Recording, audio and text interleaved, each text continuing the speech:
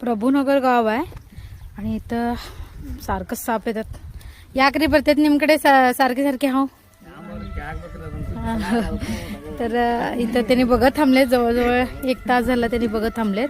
हे बघू शकता असं विटा आहेत थोड्या आणि ह्याच्यामध्ये साप जाऊन बसलाय आणि हा नाग आहे मित्रांनो. तो पकडू यायला लगेच आणि इथे हा साप बघू शकता. हे बघा असं पकडून आता जायचा प्रयत्न करायलाय.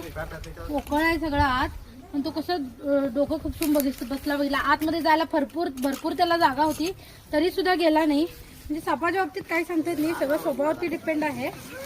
आणि छोटीशी जागा सुद्धा त्याला एकदम सेफ वाटते. त्यानं आतमध्ये तोंड घातलं होतं, त्याला माहितीच नाही की त्याचं बाहेर शरीर दिसालंय.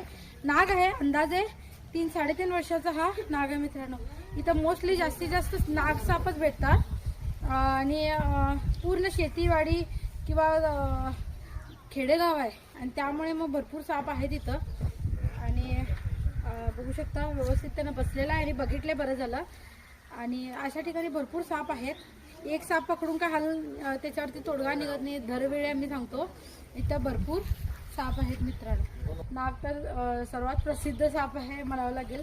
अमरीश पुरीच्या पिक्चरमध्ये वगैरे जास्तीत जास्त नागाचा उल्लेख केला जातो. भरपूर लोक नागालाच घाबरतात. नागापेक्षाही विषारी साप आहेत, पण नागाला पण भीतीचं ब्रँड बनवले, लक्षात घ्या. तर ठीक आहे, बंद करूया याला.